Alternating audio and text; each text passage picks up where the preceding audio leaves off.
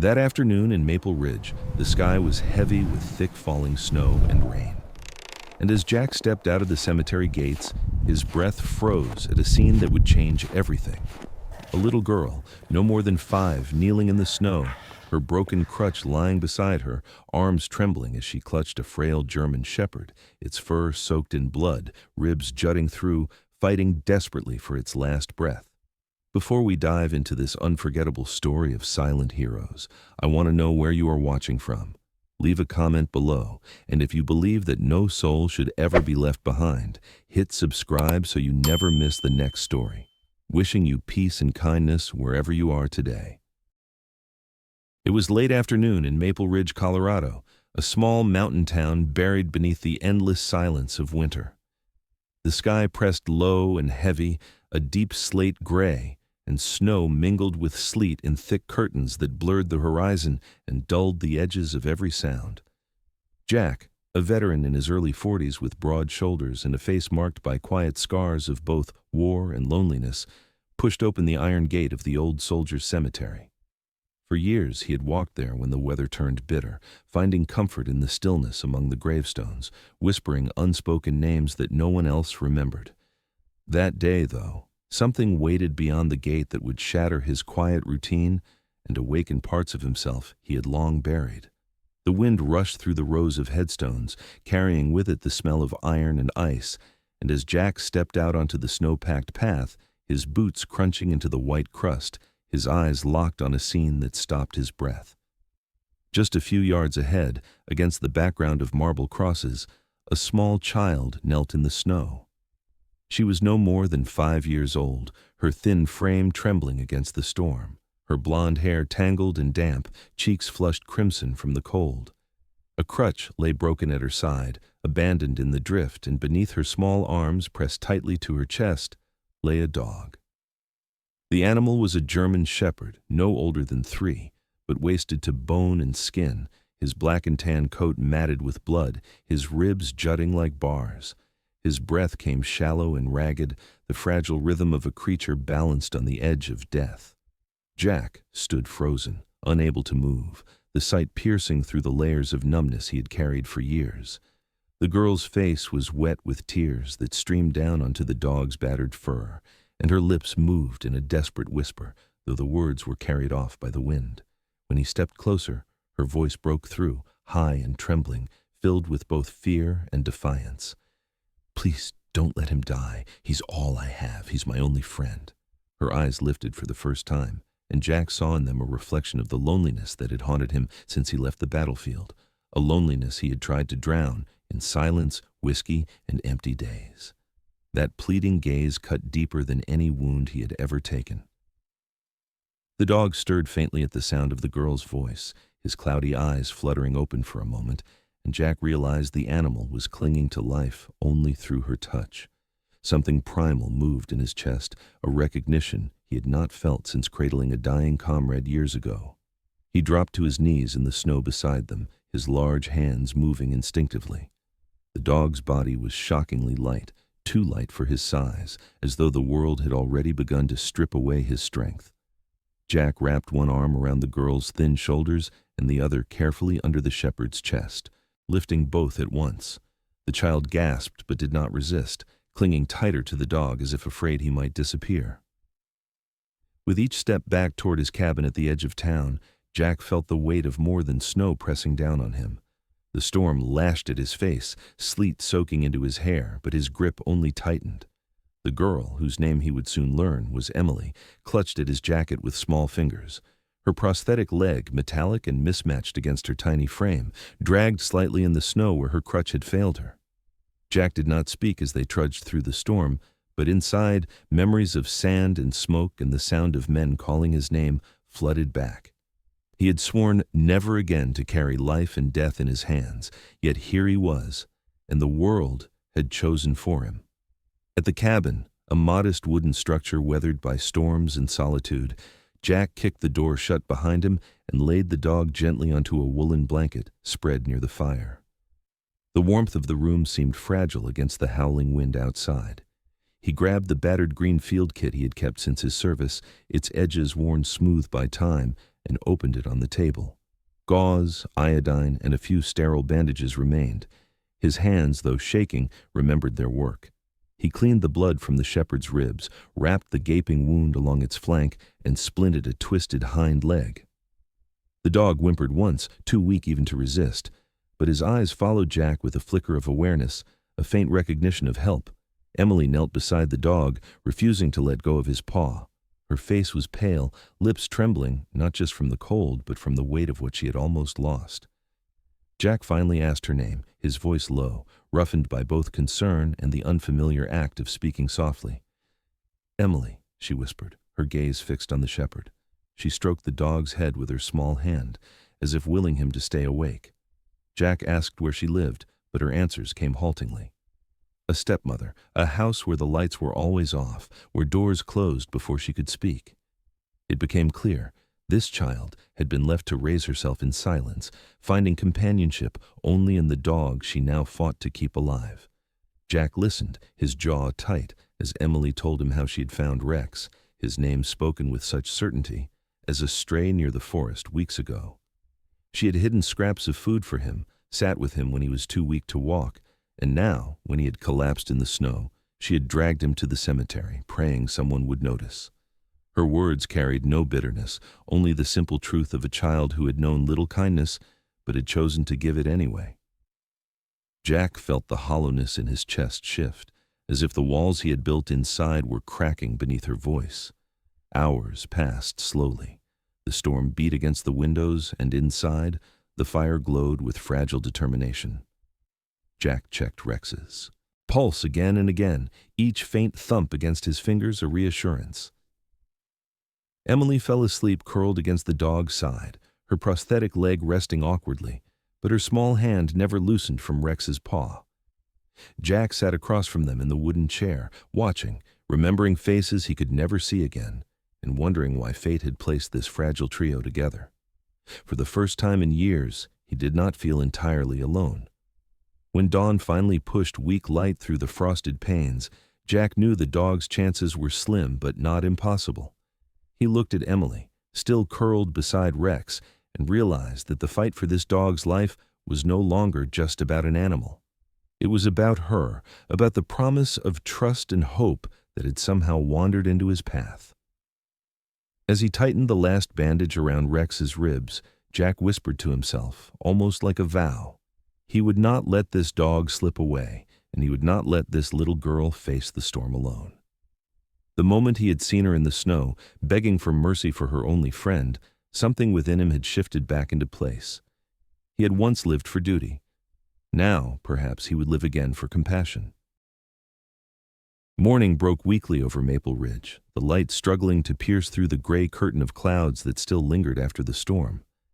Jack's cabin smelled faintly of smoke and antiseptic, the air warm compared to the icy wind that battered the window panes. Rex lay curled near the hearth, his body partially wrapped in clean bandages, his breathing steadier than the night before.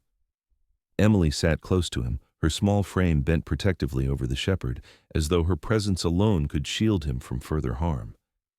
Jack watched them both with the silence of a man who had seen too much, but who could not yet turn away from what fate had placed in his hands. Days passed slowly, measured by the steady rise and fall of Rex's chest and the careful routines Jack had taken on without complaint. He fed the dog small portions, warmed broth spooned carefully into a bowl, and checked wounds with the trained precision of a soldier who had patched comrades on dirt floors far from home. The dog responded with quiet resilience, but it was during one of these examinations that Jack noticed something he had overlooked in the chaos of the night. Beneath the healing cuts and bruises were marks more sinister, thin raised lines crisscrossing the hide, not from random accidents, but the clear lash of a whip. Around the neck, beneath the fur, he discovered raw indentations shaped like the cruel imprint of a chain, and when he brushed gently further, his fingertips paused against a brand. It was faint, burned into the skin long ago, 3 jagged lines forming a symbol that chilled him in a way even war had not. Jack sat back on his heels, the firelight flickering across his weathered face, and for a long moment He did not speak. Emily, sensing the change in his expression, looked up with wide eyes. Her voice, hesitant but steady, carried a truth no child should have known. She told him she had seen men before, strange men who came only at night, driving trucks with cages hidden in the back. She had glimpsed rows of glowing eyes pressed against iron bars, dogs crammed together while the engines idled in the shadows. They never stayed long, but the memory had haunted her, and she had never dared tell anyone until now. Jack listened, his hands tightening into fists, each word sharpening the suspicion building inside him. The scars and the brand were not random cruelty. They were signs of training, of discipline, twisted into violence. Rex was no ordinary stray. He was something else, something that had been taken, broken, and then discarded when no longer useful. Jack's mind turned over possibilities he wished he could ignore. He knew enough of the world to understand the machinery of organized cruelty, the way systems hid in plain sight under the cover of night. He had once believed that leaving the battlefield meant leaving those battles behind. But as he looked at Emily and Rex together, he realized the war had simply found another form, closer to home, and he was being asked to see it. The decision to seek help came quietly, without debate. Jack knew he lacked the medical skill to understand all that had been done to Rex, and he could not risk losing the animal to negligence. He bundled the dog in heavy blankets, secured him carefully against his chest, and told Emily they were going to someone he trusted enough to ask questions. Grace Miller lived 2 streets down from the general store, her modest clinic marked by a wooden sign carved with the outline of a paw. She was 38, with auburn hair often tied in a loose knot, her face freckled and softened by years of working with creatures that depended on her gentleness. Widowed young after a car accident had taken her husband, she had raised her daughter alone, and grief had reshaped her into a woman of quiet strength. Her eyes carried both weariness and warmth, the rare combination that made even the most frightened animals steady under her hands. Grace opened the door with a surprised look when Jack arrived, Emily clinging close and Rex limp in his arms. Without hesitation, she ushered them inside, clearing the counter with a practiced sweep and motioning for Jack to lay the shepherd down. Her touch was calm and professional, gloves slipping on as she bent to examine wounds with a clinical focus. She spoke little at first, her brow furrowed as she traced the line of bruises along the dog's spine, parted fur to reveal old burns, and paused longest at the faint branded scar near his throat. "This," she murmured at last, her voice heavy with recognition, "is not an accident." Jack asked what she meant, and Grace met his gaze with eyes that no longer hid the truth. "I've seen it before. Dogs like this don't just wander off. They come from units, illegal ones. Someone trained him, used him, and when he broke, they threw him away."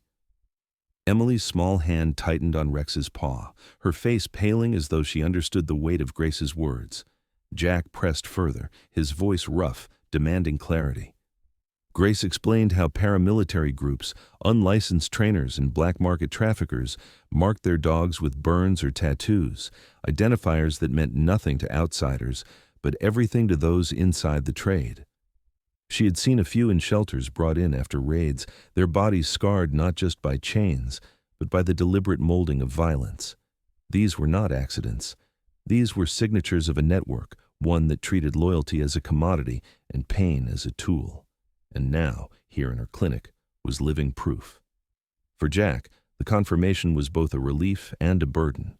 It proved what he already feared. Rex's wounds told a story bigger than a stray's survival. But it also meant he could not look away. He felt the weight of Emily's gaze on him, waiting, trusting, as if she somehow knew the choice he was making. The silence stretched between them until Jack broke it with a quiet statement, more to himself than anyone else. "He's not just a victim," he said, voice low. "He's a witness." The words lingered in the room, and neither Grace nor Emily challenged them. They simply looked at Rex, who despite the pain still raised his head slightly, eyes following Jack with a flicker of something unbroken. As the fire in the clinic stove crackled softly, the three of them sat together in a fragile circle, drawn not by blood but by circumstance, and the strange bond forged through suffering. Emily leaned into Jack's side, her tiny frame fitting against the hard lines of a man who had thought he had nothing left to give. Grace folded her arms, her face shadowed by memory, yet softened by resolve. And Rex, bruised and broken, lay between them, his scars not just reminders of cruelty, but a map leading toward truths none of them could yet see. Outside, the snow still fell, blanketing Maple Ridge in deceptive silence, but inside, something had shifted. 3 solitary lives had touched, and in the quiet recognition of that bond, a fragile alliance was born. Night had fallen hard over Maple Ridge, a storm pressing against the mountain town like a clenched fist. The wind howled through the trees, carrying with it fine sheets of snow that rattled against Jack's cabin windows like handfuls of gravel. Inside, the fire smoldered low, casting amber shadows across the wooden walls, while Jack dozed uneasily in his chair. Emily slept curled in a quilt on the sofa, her small chest rising and falling in steady rhythm, and Rex lay near the door, his ears twitching restlessly, as though listening to something beyond the storm. The cabin seemed safe, a fragile pocket of warmth holding back the darkness until the silence shattered. Without warning, Rex lifted his head and released a sound that pierced the room, a long, rising howl, raw and mournful, yet sharpened with urgency. Jack jerked upright, the soldier in him instantly awake, his hand reaching instinctively for the flashlight on the table. Rex was already on his feet, limping but determined, his body rigid as though every scar remembered a place beyond the door. Emily stirred in her sleep, murmuring faintly, but Jack placed a blanket over her small frame before pulling on his coat. When he opened the door, snow blasted into the cabin, icy and relentless, but Rex lunged forward, nose to the wind. There was no mistaking it. The dog had found a trail. Jack followed into the blizzard, the beam of his flashlight cutting through the flurries in trembling arcs. The snow was knee-deep in places, swallowing sound and sense, but Rex moved with a certainty born of instinct and memory. His paws pressed firm prints into the drifts, his tail held stiff, body taut as a wire. Jack trudged after him, the bitter wind stinging his face, heart pounding with the unshakable feeling that they were chasing more than shadows. The further they went, the quieter the world became, as though even the storm held its breath. At last, through the swirling curtain, shapes emerged, the skeletal outlines of old storage shacks, long abandoned, hunched against the forest edge like forgotten sentinels. The shacks were relics of a logging camp shut down years earlier, their roofs sagging under the weight of snow, windows shattered, doors hanging half-broken from rusted hinges. Yet in the storm, they did not look empty. They looked watched. Rex stopped at the largest shack, his body trembling, nose pressed to the ground. Jack's light swept over the snow, revealing streaks darker than the rest, fresh patches where something had been dragged. Then he saw it. A torn length of chain, broken and twisted, half buried in the drift.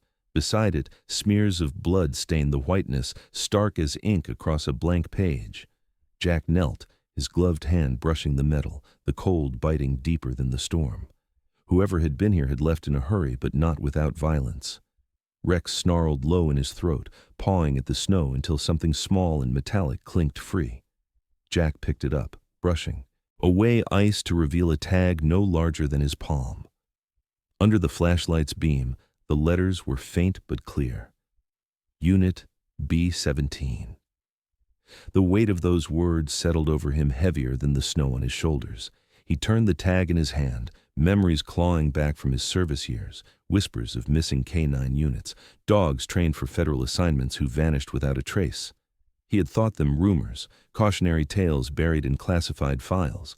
But now, one of those ghosts lay breathing in his cabin, scarred and silent, and this tag was the proof. The wind whipped harder, rattling the shack's broken boards, but Rex pressed forward, forcing his head against the cracked door. Jack followed, his light catching inside on scraps of rope, chewed collars, and the rusted outline of cages stacked against the wall. The air reeked of urine and rot, the remnants of lives once confined here. Rex's reaction was immediate. His hackles raised, his body stiffened, and he let out a guttural bark that seemed torn from some buried memory of captivity. He circled the space frantically, nose low, stopping at each cage with a whine that rose and broke like a sob. For Jack, it was no longer just discovery.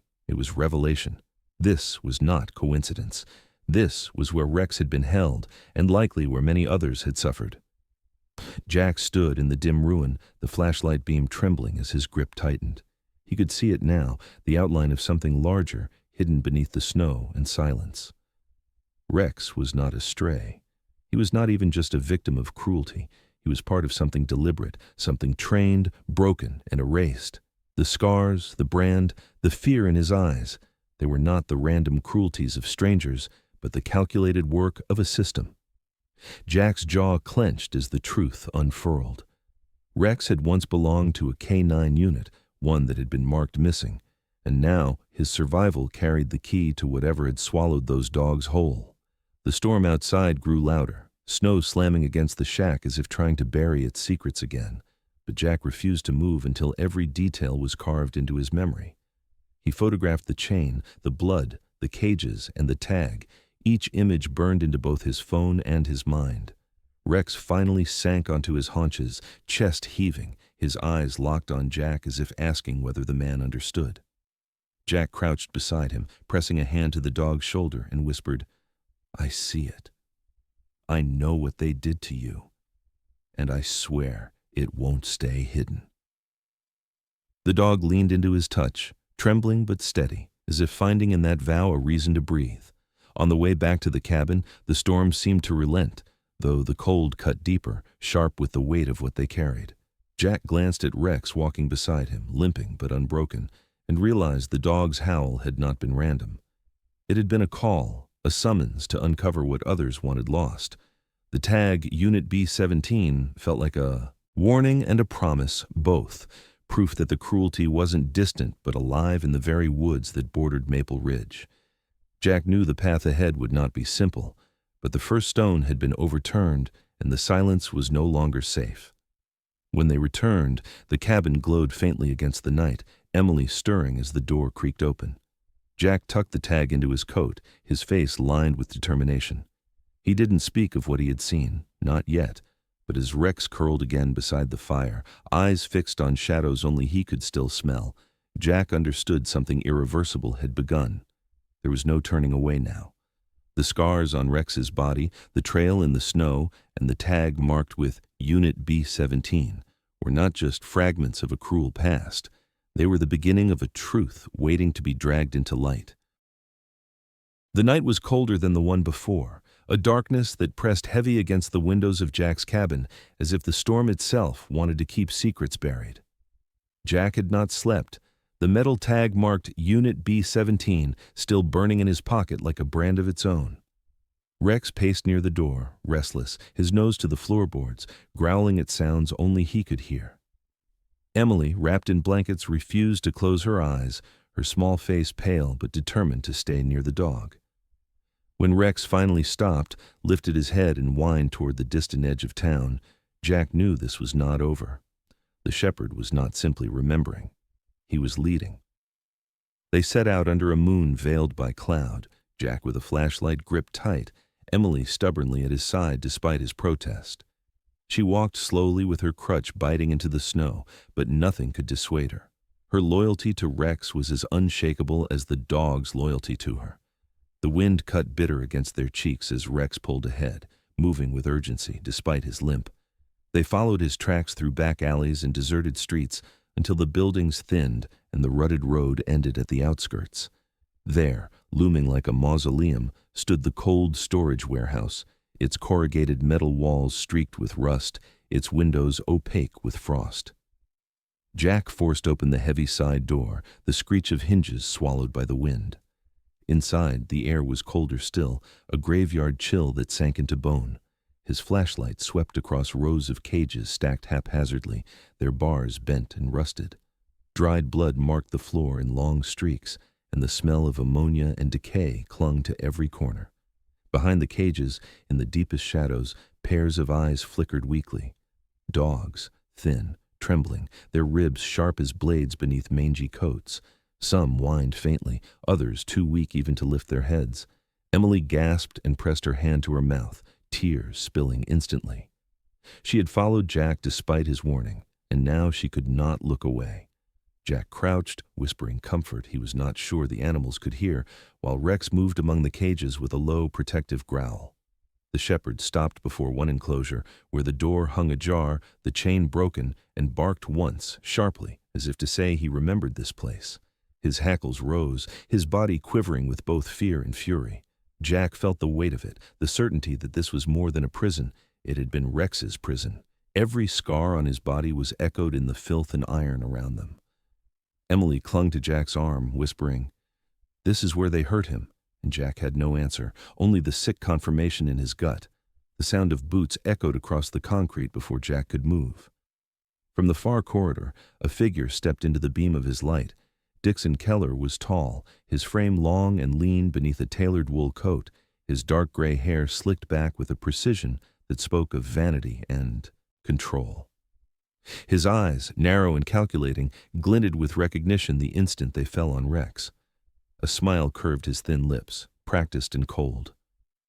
"Well," he drawled, his voice smooth as lacquered wood, "I was wondering when you'd find this place." He spread his hands as though welcoming them to a stage. "That dog is mine." Jack straightened, positioning himself between Keller and Emily, his flashlight steady. "He doesn't belong to you," he said flatly. Keller chuckled, producing a folder from inside his coat, neat papers clipped within. "Contracts, signatures, permits, you name it, all official." He held them up like a magician revealing a trick. "Unit B-17, trained under my program. You've interfered with property that isn't yours."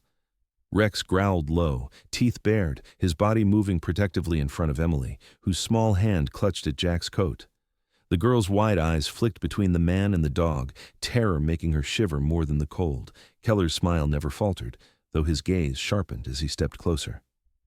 "Be reasonable, Bennett. You hand him over, and this ends without trouble. He's valuable, more valuable than you realize. Do you think a stray dog ends up with that kind of training by chance?" He tapped the papers against his hand, confidence dripping from every word. Jack said nothing, his stance widening, every muscle coiled. The silence stretched taut until Keller's eyes slid past him toward Emily. "And what a pity," he said softly, almost mockingly, "to drag a child into a war she doesn't understand." That was enough. Jack lunged forward, seizing Keller by the wrist and slamming the folder to the floor. The papers scattered like leaves, meaningless against the raw force of the moment. Keller snarled, his polished mask cracking as Jack pinned him against the metal cage, his voice hard as stone. "You think you can claim lives on paper? You think pain can be justified with signatures?" Keller struggled, but Jack's grip was iron, his years of combat discipline rising from beneath layers of restraint. Rex barked sharply, circling with feral intensity, while Emily huddled close to the cages, her eyes locked on Jack with a mix of fear and awe. Jack drew a small recorder from his pocket, a precaution from years past, and pressed it close as Keller spat curses and fragments of justification. Every word, every admission was captured, each enough to pierce the facade of legality Keller clung to.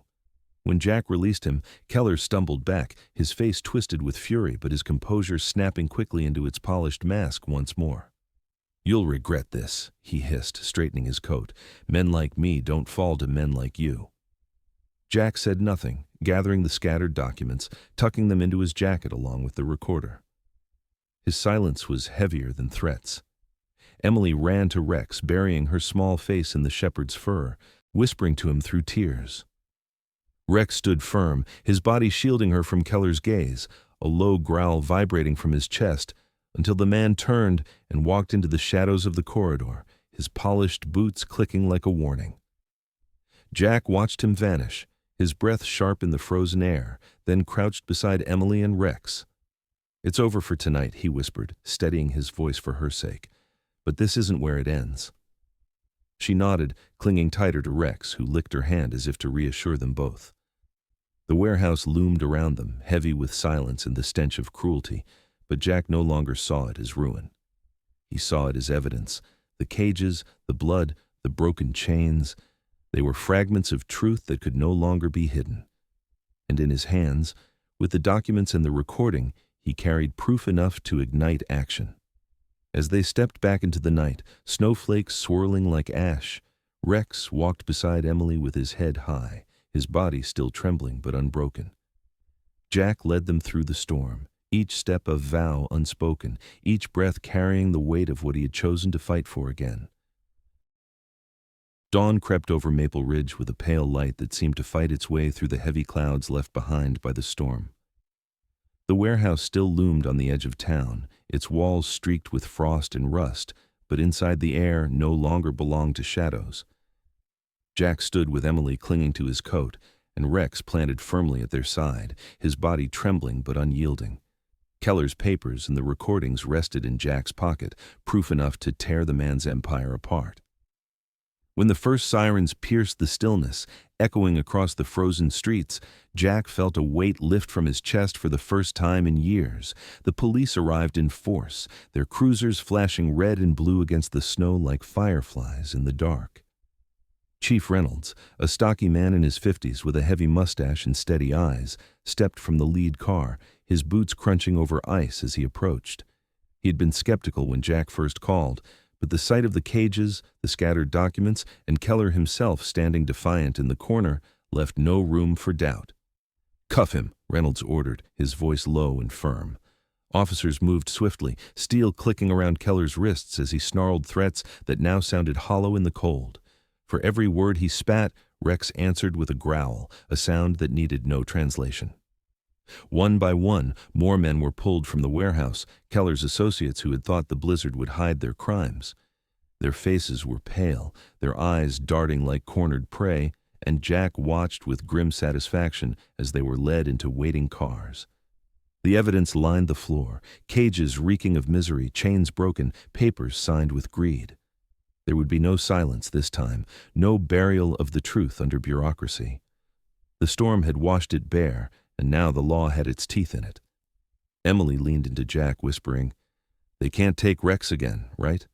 And he knelt, meeting her gaze with steady calm. "Not ever," he said. Grace Miller arrived shortly after, her auburn hair tucked beneath a wool cap, her eyes filled with both horror and resolve. She moved quickly from cage to cage, kneeling beside the trembling dogs left behind. Some wagged their tails faintly, others too weak to respond, but her hands were steady, her voice soft as she comforted them. "We'll take them to my clinic," she told Reynolds. "They'll have a chance now." Volunteers followed her lead, lifting carriers and blankets, their breath steaming in the cold as they ferried life back into the world. Jack helped load the weakest into her SUV, while Emily stroked the muzzle of a gaunt Labrador, promising him in whispers that he was safe now. For Jack, the moment felt surreal. Only days ago, he had lived alone in silence, haunted by ghosts he could not name. Now he stood in the middle of a storm's wreckage, a child leaning on his arm, a scarred dog pressed at his side, and an entire town slowly rallying around them. He realized it was not just about Rex or the cages or even Keller. It was about trust reclaimed, about the chance for healing where none had seemed possible. When Grace placed a gentle hand on his shoulder and whispered, "They're alive because of you," he only shook his head. "Because of him," he said, nodding to Rex, whose eyes gleamed gold in the morning light. Weeks passed, and the town of Maple Ridge began to change. The clinic became a haven for the rescued dogs, each slowly regaining strength under Grace's care. Emily visited daily, her laughter echoing through the halls as she played beside the kennels, her crutch tapping a rhythm that no longer sounded like defeat but resilience. Rex moved among them as a guardian, calming the frightened, guiding the timid, his own scars a testament that survival was possible. The townsfolk came too, bringing food, blankets, and donations, their hearts stirred by the story that had spread beyond the mountain. For once, Maple Ridge was united not by fear but by compassion. The sheriff's office released a statement naming Rex not as property but as a hero.